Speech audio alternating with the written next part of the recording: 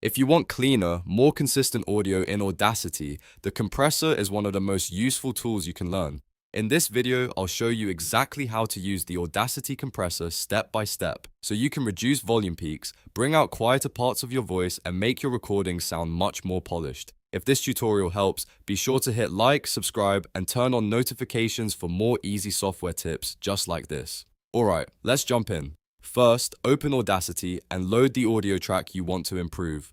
Once your project is open, take a moment to listen to the track so you can understand where the loud peaks and quieter sections are. That makes it much easier to see why compression is helpful because it evens out the difference between those louder and softer parts. To work on the correct audio, click the track header on the left side of the track. This makes sure the entire track is selected and ready for editing. If you only select part of the waveform, the compressor will only affect that section, so selecting the full track is usually the safest choice when you want consistent results across the entire recording. Once your track is selected, go up to the top menu and click the Effect menu. From there, hover over Volume and Compression. This is where Audacity keeps the tools for controlling loud and quiet parts of your audio. In that sub-menu, choose Compressor. As soon as the compressor window opens, you'll see a few settings that control how strongly the audio gets compressed. The first setting is Threshold.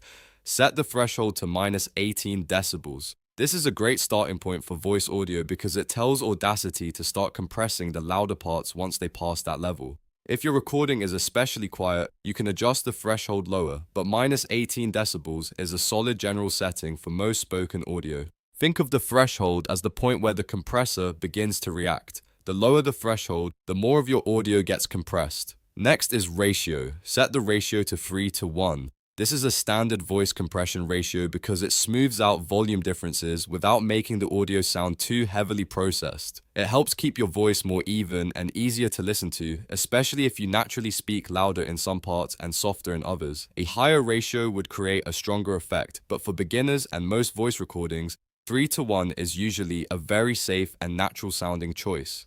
Now make sure to adjust makeup gain if you have trouble hearing parts of the audio. This is because compression lowers the louder peaks and makeup gain helps bring the overall level back up, so your audio doesn't end up sounding too quiet after the effect is applied. This step is really important because compression is not just about making audio quieter. It is about controlling the dynamics while still keeping the final output clear and easy to hear. After you've confirmed those settings, take a quick second to review everything one more time. Threshold at -18 decibels, ratio at 3:1, and makeup gain enabled. Once it all looks right, click Apply. Audacity will process the track and apply the compressor settings to your audio. Depending on the length of your recording, this may take a few moments, but once it's finished, you'll notice the waveform looks more controlled, and your voice should sound much more balanced.